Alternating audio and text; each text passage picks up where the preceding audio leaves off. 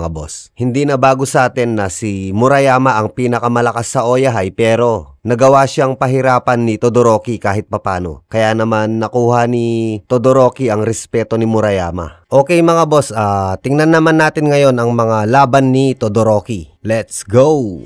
Yo, I got a lot of shit to say, so I'ma do this every day. I'll be writing things until I'm fucking buried in my grave. 6 feet deep under, but my body won't decay. Cause my messages are timeless, so they'll put them on display. Oh yeah, I rap with a certainty, I have a sense of urgency. A message for eternity, for everyone internally. I had some people burning me, but now they fucking learn to see I ain't the one to fuck with, now they looking nervously. And I don't really care what you think of me respectfully. You can kick rocks if you think you're fucking better, see I will outwork you, turn you to